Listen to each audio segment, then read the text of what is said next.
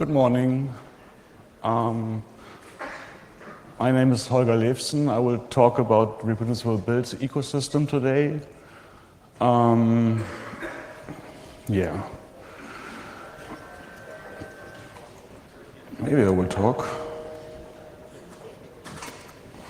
So, the slides are not really fully there. I'm not debugging this now. I did a lot of things in Debian. Organized DebConf, got involved in Debian QA. There's some things I used to do, like I used to do DebConf Organizer, Debian edu, and Debian LTS. I'm not doing those anymore, but I'm still very much interested to talk about that. If you have questions, ask me anytime. This talk will talk a lot about these names. So we started having this Jenkins instance, then made a reproducible Debian net, and now turned it into reproducible builds org. They're all on the same system, it's all the same. And sometimes it's only RB org on the slides, because else it didn't fit. So I became involved with reproducible builds in the end of 2014. Since May 2015, Luna and me are sponsored by the Linux Foundation to work on this. But there's many more people in the team working on it. I'm mostly working on this testing framework. I'm not really working on other things because this testing framework, as you will see, is quite big, so I'm quite busy with that part. And one other thing which I would like to say, some people say using Tor is difficult. Really, using Tor is really super easy. Apt-get install Tor browser launcher, and you have a Tor browser configured with Tor, and you serve anonymously on the net. In case you didn't know, you know. So anyway, as I said, I'm just one of these people. This is the Debian reproducible builds team, and this is just me, and there's many more people working on it. And equally, this Jenkins setup, these are all the contributors to the Jenkins stuff, and these are the contributors who contributed code to the Jenkins Debian net thing, which did not non-Debian related commits. So I'm also there because I did some stuff on all the other things. Hans Christoph does stuff on F-Droid, and I will explain what people are working on. So it started as Debian, but has become cross-distro project. So first I'd like to know a bit about you. Who of you contributes to free software? Yay! Who has seen a talk about reproducible builds last year? Okay, that's quite many. And who has contributed to reproducible builds? Yay! Also quite many, like, good. So I'll briefly explain the motivation for those who haven't seen talks, but mostly it's watch this talk, not from the last but one Congress, which explains very well the motivation, what is the problem we are trying to solve. So one example is there was one remote root exploit in SSHD, and there was only the difference in the binary was a single bit. The error was, the code was greater than and had to be greater equal than, and the difference in the binary is 1 bit in a 500 kilobyte binary. So 1 bit can have a huge impact. And they also had a live demo with a kernel module which modified the source in memory but not on disk. So if you look at the code looks fine. If you compile the code, you will get a backdoor compiled into it. That was just a proof of concept, but that's possible.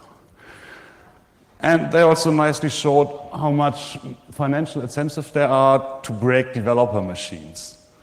If you can have an exploit in one machine and that gets distributed in millions of codes, and you can get whatever people's financial data, you can get private data, and it's to circumvent censorship. Countries have hundreds of millions of budget, so there's really lots of money to crack one machine. And it could be a developer machine, or it could be the build daemons of a software project like Debian or Fedora or whatever. And attacker which have $50 million, they can buy 0 days and do whatnot. And you probably also you don't really know what's running when you leave your machine all the time on the net. And you also usually leave your computers alone. Other people have physical access to it and USB 3 has direct memory access. So if you leave your computers alone, your computers are in danger. And everybody does that, I guess. And another last example is there was from the Snowden documents, the CIA talked about embedding, modifying SDKs. In this case, it was for iOS, but there's also other things. And they discussed how they can put a backdoor into the SDK, so when developers use the SDK to build applications, there's a backdoor in all the applications. And while this was theoretically in the Snowden documents, last year there was this Xcode Ghost vulnerability, which is an iOS backdoor which was found in the wild. WeChat was the most popular application with tens of millions of users having this backdoor. And the source code was fine. It was just the SDK which was backdoored. So our solution to that is that we rebuild the sources. Everybody should be able to rebuild sources and get the exact same binary, bit by bit, identically. And we call this reproducible builds. And I have a little demo. So, yeah, fine. So this builds the Debian package 5 times. Takes 20 seconds or something. And the result you'll see is unreproducible. It's a different checksum all the time. So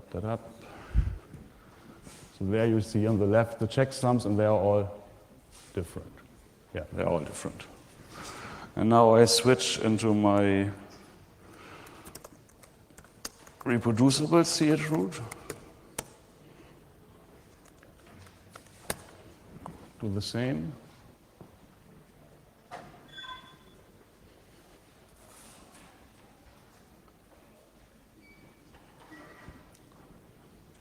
And they should be all identical. La tap tap tap. Will that be the case? Yay. These checksums are all the same.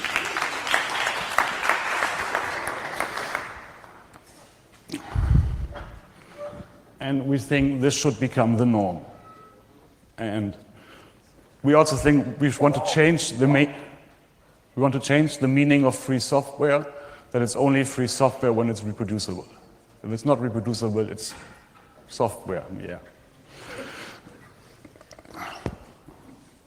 So we have developed while we started with Debian, we by now have some common resources. So we now have this webpage, reproducible-builds.org, where we explain the concept. We have documentation how to address common issues. Then Luna gave a talk at the CCC camp last year, where he explained many issues in detail, what they are, how to fix them. The talk is available also on CCC video. That if you either read the documentation on the webpage or watch the talk, they explain how to fix the issues we have identified. They're mostly the same common problems. And the most common problem is timestamps. Timestamps get embedded by everything.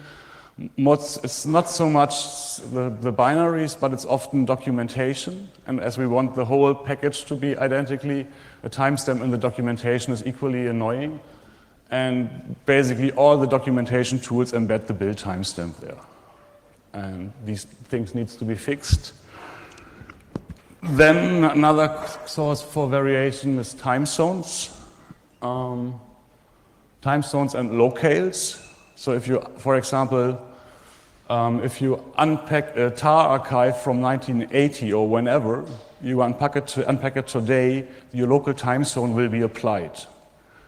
And so the files from 1980 get modified by your local time zone. So if you build with a different time zone than the original build, you get different results. And these two issues, time zones and locales, can be addressed by normalizing the build environment. Some projects do that. In Debian, we don't do that. So we want to fix these. In Debian, we want to fix this in the upstream sources because we don't want to have it fixed in Debian, but there's other tools who just build without normalizing the build environment, so we try to fix it upstream. Locales are also important because they, for example, sorting is affected by the locale. So French is sorted differently than German, and that gets into your binaries. And then there's other issues. We have identified quite many, but there's also some which we haven't identified where we don't know what these are. But to give you some numbers, that's out of 20,000 packages, it's like 300 packages in this category. So it's really small rest. They're probably hard, but the majority of things are timestamps, time zones, and locales. And this is all explained in the webpage and in Luna's talk. I will mostly not give more examples here. So these build date timestamps are usually not really useful for the user because it just says when something was built.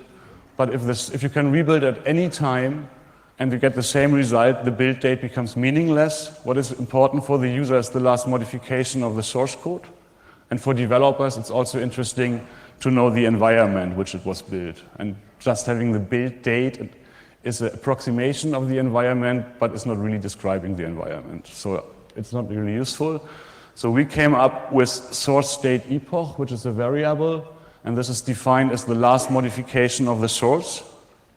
And this can be used as a build date, as a date, because it's deterministic. The source will not get modified after build. And it can also be used for random seeds and other stuff.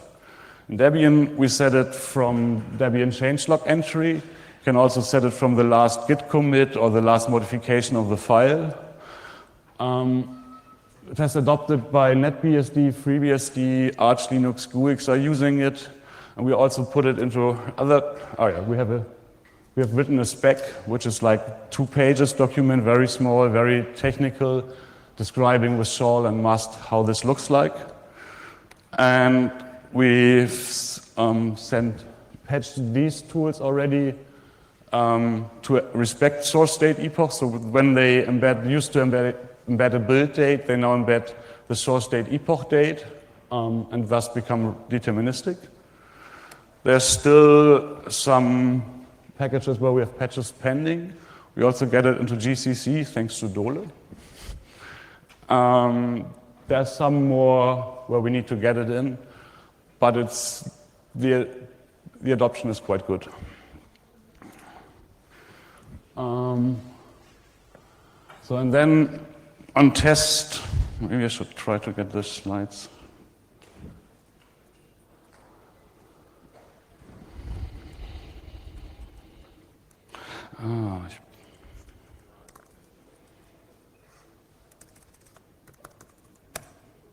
Yep.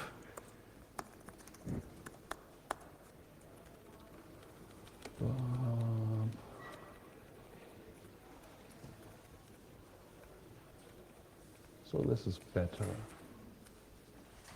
So on test reproducible builds Debian org, we test Debian stable, testing, and experimental, unstable.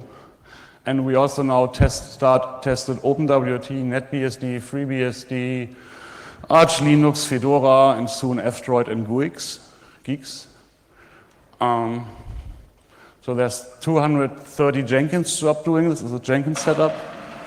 And it's 42 scripts, some Python, some Bash. The Python is usually used to generate the web pages, while the Bash scripts just build the software, basically. So by now it's again 10 Bash scripts, because all the other distros it's just one Bash script. It's really, really simple code. It's also not much. And I cannot maintain all these distros, so I happily take patches. So if you don't need a test setup to send me patches when you work on whatever, F-Droid or Fedora, just send me the patches. I will happily merge them. If whatever breaks, I don't care because it's quite isolated. I'll explain this in greater detail now. So what are we testing? Basically, we build a software twice and then compare it. And for the second build, we introduce variations. So we change the host name. We change the time zone. So the time zone difference is more than 24 hours. That made us find many issues already. We changed the username. The kernel is changed. The UMask is changed. The CPU type is only changed on ARM at the moment, not yet on AMD 64, though I hope it will be happening in a month or something. We don't vary the file system at the moment, though Andrew Ayer wrote disorderfs. Disorderfs is a fuser file system where the readdir returns the order of files in a random way. So that will find things which were and because there are file systems which return that in random ways, or not deterministic ways. So this will find things when you build on different file systems. And on AMD 64 also we have 2 hosts running in the future. So now they run in February 2017. And thus we also find these variations. And for the non-Debian test, we have a bit less variations at the moment because it's sometimes not as easy, or I have to implement it differently and it just didn't have time. But most variations are applied to everything. And sometimes the build environment does normalize these settings, sometimes not. And we want to find all these cases. And to find the differences, Luna started to write diffoscope.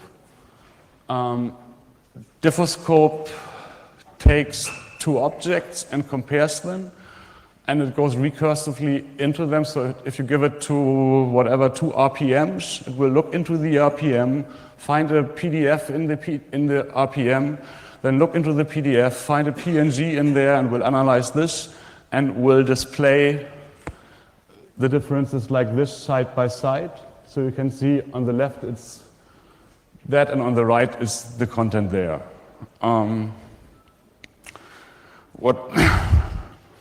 It falls back to binary comparison also, and it's available. You can build it from Git via PyPy. It's packaged for Debian, Arch Linux, Geeks Homebrew. It's been tested on BSD now. We want maintainers in more distributions. And if you want to try it, you can just go to trydiffoscope.org and give it 2 objects. And 2 objects can be 2 directories, 2 CD-ROMs, whatever. Give it 2 objects, Diffoscope will compare it. It's really, really cool. And Diffoscope is only used for debugging. Because for testing whether something is reproducible, we just want to compare the checksums, and that's it. We don't want to analyze the contents, because analyzing the contents is potentially error-prone and can be a risk. So for checking whether something is reproducible, Diffoscope is not used. Not sure whether you really want to use Diffoscope on a totally untrusted input. Comparing 2 builds is definitely fine, definitely, usually. So the whole setup is running on several machines in the cloud, sponsored by ProfitBricks. So we have more than 100 cores and 300 gigabyte RAM. At the moment, the VMs are mostly testing Debian. You can see there's, what is that, 64, no, yeah, 64. I'm not going to do math now, I'm also tired. So there's 4 times more resources for Debian than for the rest. I'm happy to switch this over because we are really fast in building Debian on AMD 64. So I'm happy if the Fedora tests are used more, or the Fedora Arch Linux or other things where we have huge resources. I'm happy to switch resources away that we can build other things faster. Our ARM setup is more funny. It's 14 small nodes, Beagle boards, Raspberry Pi, Orange Pi, whatever, hosted by Vagrant. Together, they only draw 100 watts of power, which is really nice for 40 machines with SSDs. But it also takes 4 weeks to build one Debian suite there. And we are building 2. So it takes 8 weeks, while on AMD64 we build both testing and unstable in a week. So if we only build one of them, we build it in 4 days, while 4 weeks on ARM, but it's still, we can build it and we find issues with it. It's just one side effect of us constantly rebuilding Debian. We also find many, many bugs very soon, as soon as they are uploaded, because other people don't rebuild the whole archive all the time, so by now we also file lots of other QA bugs. So Debian.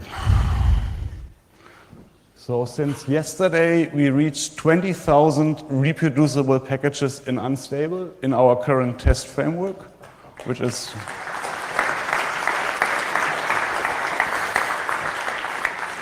so the orange graph is the unreproducible packages, and the red ones are failing to build from source, and the black ones are either not for AMD64 or the dependencies are not available or other stuff.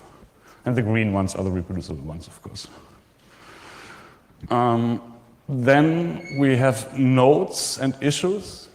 So we have 179 categorized issues, like what I said, time zones in PyDoc, locale issue in this, and blah. And we have almost 3,700 nodes in 3,300 packages. But out of the unreproducible packages in SID, only 139 don't have a node. So these are the ones where we could not really make anything out of it. Not all packages which have a node are completely complete, so there might be just a node about one issue and the package has more issues. But these are the ones which probably are either more difficult or just have been uploaded yesterday. We maintain these nodes in Git. It's a simple YAML file, which then, once you commit to it, the Jenkins job picks it up, builds the nodes, updates the web pages, sends the IRC notification to our channel. And at the moment, it's only Debian, but we want to have this also cross-distro. Because if a node is the issue is in some package, it's likely also in the other distribution. I think getting the nodes cross-distro will take this summer or will take some time. And then you can go for any package, Debian package, you can go to reproducible.debian.net/whatever/linux/iceweasel/openssl and look at the package status. It takes source package names. And because Debian is way too big, nobody cares about 23,000 packages, we have package sets, 29 of them, and there you can see the required is only 68% reproducible. So there's 10 packages which are unreproducible. We have patches for, I think, for 8 out of the 10.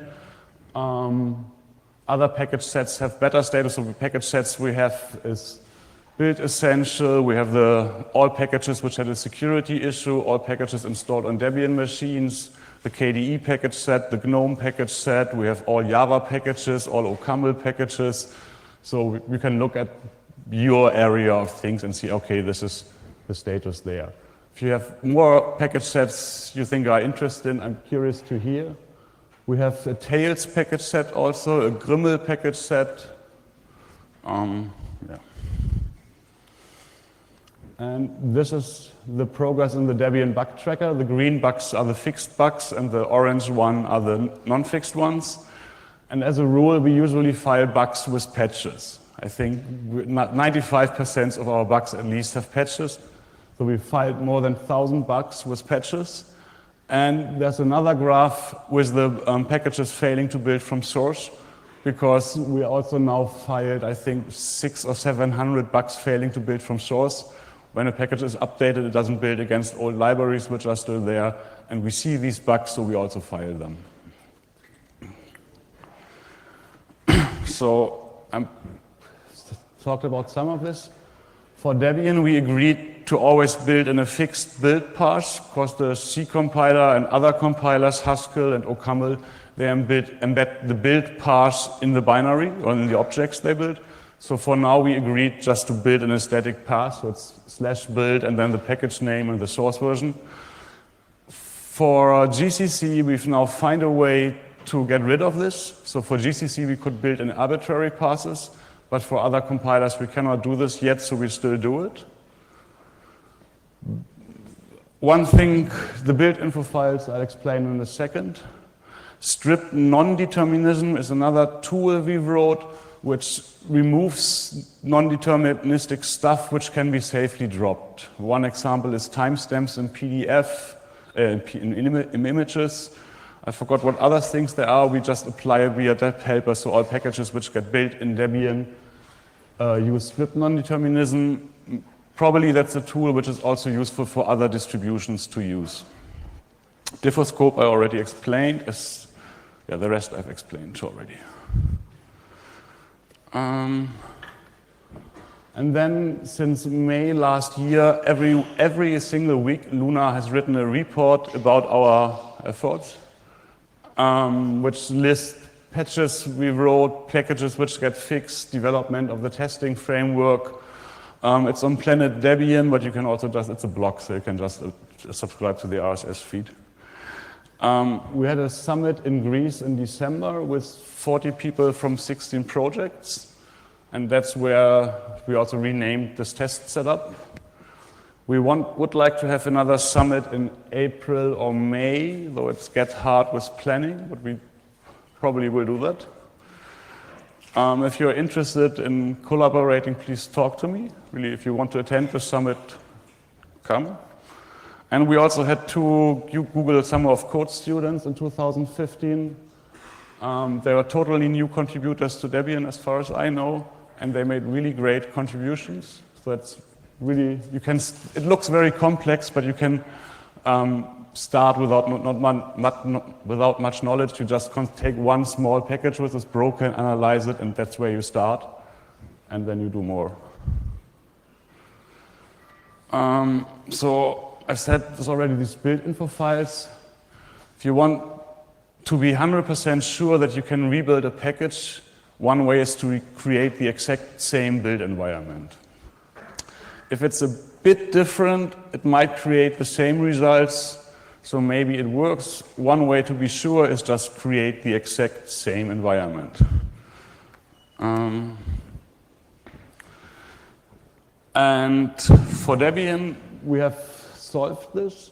I know that Koji is designed for that. I spoke with the Koji developer yesterday, and we still need to find a way to do that. It's designed for that, but it's not well documented how to do it in Koji. GUIX can do it. I also know OpenWRT records the environments, but I'm not sure where they are saving the results. Debian has the snapshot server, which is 20 terabytes, I think, which has all Debian packages ever uploaded since the year 2000 or something. So you can get any version there. I'm not sure how other projects are preserving this. We'll see. So we have these build info files in Debian, which are, if you build a package, there used to be a changes file and Debian binary packages. Now there's also a build info file. It has the checksums of the sources of the generated binaries and all the dependencies used to build it. And this can be later used to create the exact same environment. We have a patch for sbuild. We need patches for pbuilder and other things. But we have one working version. And this is how a build info file looks. So it's simple RC822 format. It says the architecture, the source name, the build path is there, these checksums, and the build environment. This is the old slide. The build environment also now has checksums for the installed binaries, for the dependencies. And for Debian, to get what this 85% in our testing framework, it's not in Debian SID now. So we have 2 blockers at the moment, and once these blockers are fixed, Debian will start to become reproducible for real, not in our testing framework. So it's depackage, has some patches there, and which Guillaume now started to look at them and merge them. So I'm quite optimistic that this will happen soon. And Duck, the Debian archive suite, at the moment accepts uploads with build info files but throws them away. That needs to be patched that these build info files are kept. And then we have parts of Debian reproducible. And in the end, we would also we want the policy to be changed that packages must be reproducible. For a start, or we hope this will happen after Stretch. So for Stretch, reproducibility is still wish list and nice to have. But for Debian 10, we want this must thingy, which will be 2017 material. In 2016, we want policy to change that sources shall be reproducible. Yeah, it is. As said, it's a proof of concept. We need these two patches to depackage and Duck. There's some other patches we have. Like at the moment, we have modified 8 packages. So it's depackage, libxslt, cdbs, I don't know what, 5 other packages which are small things. These are the main blockers. So I hope that Debian Stretch will be partially reproducible in a meaningful way. Hopefully Build Essential will be reproducible. I don't know what we'll get exactly. And I hope we'll get this really soon, like in 2-3 months. In the next or the next but one upload of dpackage, we'll get finally reproducible Debian partly. But even then, we are not there. There's how to rebuild, I'll come to that, how we handle these build info files and user tools needs some design still and code. It's mostly not written. And now to the non-Debian world. All the errors are mine. So we do test core boot. At the moment, out of 250 images, core boot images, 2 are not reproducible with the cBIOS payloads. We're not looking at the other payloads, but I think they are reproducible as well. It's a bit unclear what the next steps are, because core boot doesn't release binaries. So we can say it is reproducible, but yeah. And it's mostly Alexander Kurses, Links's work here. OpenWRT, we built 3 architectures from OpenWRT and 100 packages, I think. And most of them are reproducible. With these 13 patches sent upstream last week by Alexander again and Brian Newbold. Whether one can recreate the build environment for OpenWRT as it was in the past needs to be tested. For OpenWRT, we could also, instead of rebuilding twice ourselves, we could just build once and compare this with the released binaries, but this has not been done yet, but should be done. NetBSD it's way better now. I think Thomas Klausner, who's working on this, said that he has a branch now where 52 out of these 54 files are reproducible. You need to set a variable to make NetBSD build reproducible, this mk-repro yes, and you need to set mk timestamp to source state epoch to getting reproducible NetBSD. And I have no idea how to recreate the build environment because I don't know everything. I don't know many things. So next step is ask Thomas what to do there. FreeBSD, the base system is not yet reproducible, but almost. There's 5 patches. The port system was already reproducible for 65% 2 years ago. There was a wiki page saying this. They tested it once. I'm not sure whether they have all the variations we have in our testing framework. There's a talk later today about the status of FreeBSD. Yeah. And all these URLs, you can go to these web pages now and check the status there. So we are testing these already. Then we have ElectroBSD. I have no idea what ElectroBSD is. There's a talk today. It also says on the web page, ElectroBSD will be free software when it's released. I'm curious about the talk. There's Fedora. We're building Fedora using mock so far, not with Koji, so just mock. Dirocolia patched RPM, so that the RPM file format includes the build time, the build host, and also has a signature embedded. And the signature thing we haven't addressed, the build time we have addressed in this repository, but it's not enough to get reproducible packages there. We're also only building Fedora 23 at the moment, and neither 24 nor Rawhide. There we need to spend more work on it. I'm sure Fedora is almost as reproducible as Debian because it's the same sources. It's just getting RPM built to behave. And somebody needs to hack on RPM who knows this. Diro is very busy. And I don't know RPM, so I'm not the right person to hack on it. I just set up these tests. I'm happy that I understand how to build Fedora packages by now. And then there's Arch Linux. We are building Arch Linux too with Levente.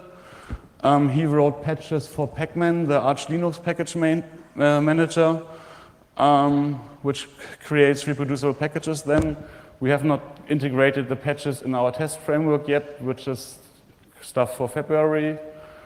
But that looks good. And F-Droid. Last week I started with Hans-Christoph Steiner to build F-Droid on this Jenkins, to do the same thing, but the work has just begun. And we have Geeks, which is reproducible, or recreating the build environment is done by design. I have little idea how it worked because I left the talk yesterday to see the Iron Murdoch thing. What's interesting, GUIX has this user verification tool, Geeks Challenge, which will rebuild a package and compare this with the released binaries, which is something we should also have for Debian, I think. That looks very nice, but I cannot really say more. Geeks also works by defining the build environment and normalizing variables there. And I have a mail in my inbox which tells me how to set up these tests, which I should read. And there's more. So Bitcoin and Tor are actually the two projects who were the first who have released reproducible binaries at all. Bitcoin was afraid because they are handling real money now and lots of money. Bitcoin is 4 billion, I think, is the worth of Bitcoin. And the developers were afraid that if somebody has a Trojan binary, that they would be blamed. So they did reproducible builds so they can prove the binaries they released really come from the source. And same with Tor. Tor also wanted to be sure. NixOS is working on reproducible builds.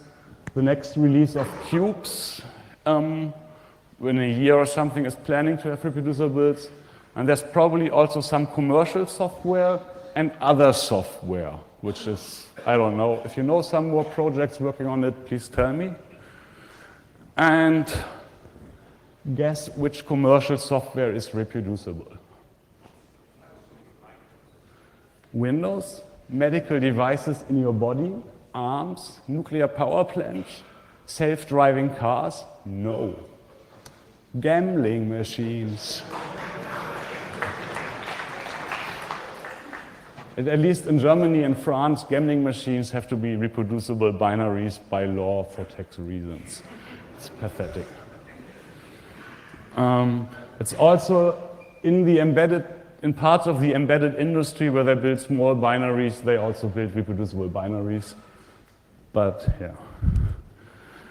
And then there's also other projects. OpenSUSE could be tested easily because the Fedora stuff on our framework just deals with RPM, so I just put a different RPM repository in there. SUSE will work. Ubuntu is waiting for progress in Debian. OpenBSD, I have no idea. Gentoo also releases binaries, so that would also be interesting to rebuild those binaries. And probably there's other software. So I said there's still things needed to be done. One problem in the Debian release process is that we built Debian unstable now, and this becomes Stretch later. So parts of Debian Stretch will be built with versions which are not part of Stretch.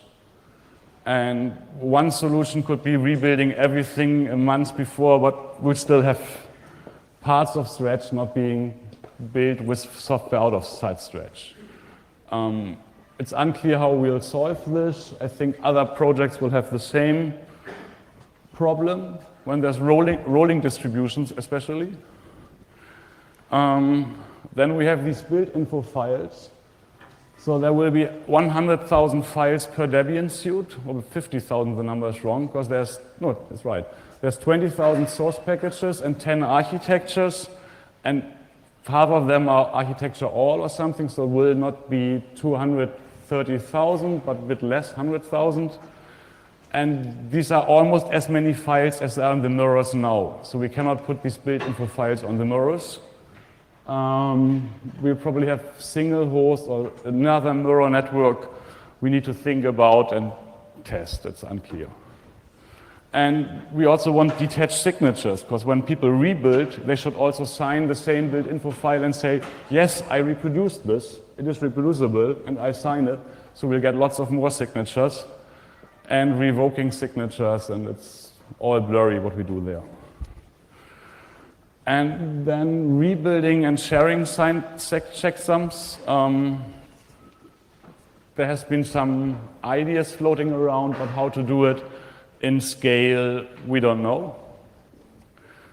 One way is systematic rebuilds. The other is that developers just build a crowdsource it. And probably for different projects, there will be different solutions.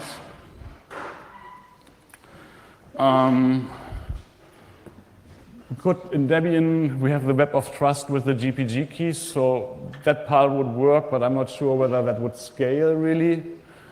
We could have rebuilders run by large organizations, whether ACLU, CERN, Deutsche Bank, NSA, could have the US Army build it, the Russian Army, and the Army of North Korea, and if they all agree on the checksum, it's probably good. I don't know. Or we could do Fedora rebuilds Debian, and Debian rebuilds OpenSUSE, and NetBSD builds whatever. We need to think. I would love this example, actually. Way better than these armies. And then we need user tools. Do you really want to install this unreproducible software? Do you want to build this package which has not been reproduced before? Do you want to do that on your machine now? And how many signatures are there needed to have a software called reproducible? One is enough, or do you want three? And which rebuilders? And which rebuilders do you trust? And how to put this into user tools. For the test setup, we want more ARM hardware for sure, but we also want to test other architectures. We want test more projects if possible. If you are interested to have your distribution tested, I'm happy to help you get it working. We also really need more people looking at the results. At the moment, I only build parts of Fedora and parts of Arch Linux because there's only one person each looking at the results, so I don't build all of Fedora and all of Arch Linux, but just a subset. And also we really don't want to build twice, but rather build once and compare with released binaries, if there are any. And yeah, this is just a testing framework. It's important to work on this, but most of the work for reproducible builds needs to be done on the source code side. So fixing in the Debian case these 3,000 packages, is also a lot of work. And so to sum it up, I think we've come a long way, made quite some progress, but we are still not, we are not seeing the end of the tunnel yet. Yeah, we don't know where we're going yet. But I hope next year will be clearer. And it's really, really fun. Thanks to everybody who already contributed. And it's also, as said, there's big problems and there's many, many small problems. And if you just submit one patch a week, and if 20 people do that, we'll be done at the end of next year. To show you some ideas to get involved, to sum it up, as a software developer, please stop using build dates. Use source date epoch. That's really important. If you want to get involved, just build something twice, run diffoscope, and compare. This documentation is there. For Debian, you can install this tool chain, which I was using in this reproducible chroot to get dpackage patched. You can either ask on the Debian IRC channel, or we also have a reproducible -builds IRC channel. But we in Debian are really happy to help anybody to get anything reproducible. You could join the reproducible builds teams. It's really a lovely group of people. It's very nice to work with. I learned something new almost every day. Some things I don't want to know, and some other fascinating stuff. Like you find things, we found a bug that a software failed to build in the future. Because we test building in the future, and nobody does this, but people will build in the future. Time will pass and that will happen. And there's many, many things. And there's many things to do. Like you can review packages, identify issues, find solutions, write patches, write documentation. There's many things.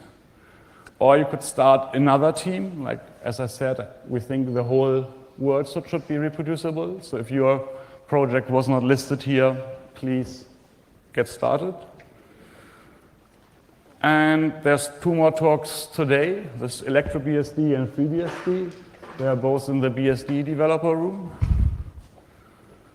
And that's it, basically. These are the resources, which, oh yeah, we have a, so this IRC channel gets the IRC notifications of changes. And we have mailing lists. We have a Debian mailing list, of course, but we also have a general mailing list now on list reproducible orgs. And we also have a Twitter account now, for those of you who are into that. And that's it. Thanks for listening. Thanks for contributing.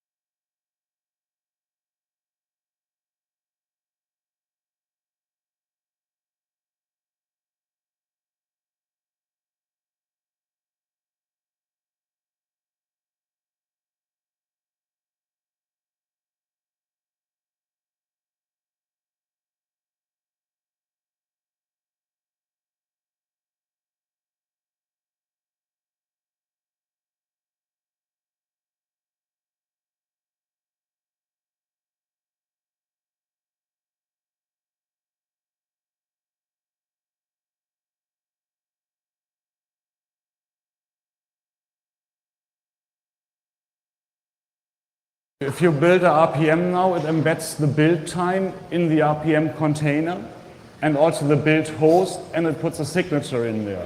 And these things will prevent that the RPM gets bit by bit identically, because each time you rebuild it, the build date changes. So we need to change RPM to not do that. So to support the same timestamp all through all text that timestamps actually. I see. That was.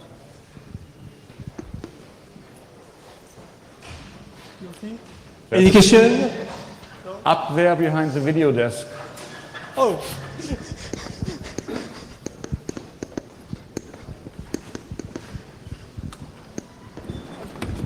Thank you. Thank you. What is the impact of installed packages that are not listed as dependencies? What are? If you have system packages installed that influence the build but are not explicitly listed as dependencies, is that common? That's not common anymore because we already built in a, Debian normally builds in a clean environment without these build dependencies installed. So these are just normal bugs in packages. Okay. We do find them sometimes, but these kind of bugs are in Debian usually gone. Okay, thanks.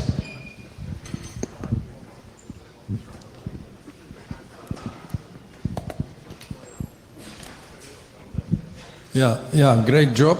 And my question is, some packages are backlisted because they require too much resources, like LibreOffice. And what is the vision, how to solve that? What was your thing about LibreOffice? The acoustic are not- They are on your website, all LibreOffice packages are backlisted from Jenkins test because with the explanation that they require too much resources. Well, is LibreOffice also blacklisted on AMD64? I know it's blacklisted on ARM, but not on AMD64. But anyway, if we look at the moment at the big picture. So LibreOffice is an important package for sure, but it's just one out of 20,000 in a way. So we'll look at it later or analyze it manually or, yeah. Okay. So the target is to test it too. The target, we want to test all blacklisted packages. Usually was one package where the test suite ran exponentially longer the more cores you have. So, and we built with 32 cores at that time, so the test suite ran for, I don't know, days or something. So we just disabled that package. Because there's so many bugs to fix. If there's something which breaks the test suite, disable it, blacklist it, look at it later. One last question? No? I'll be here all day. I'm happy to talk about anything. Enjoy FOSDEM. Thanks for listening.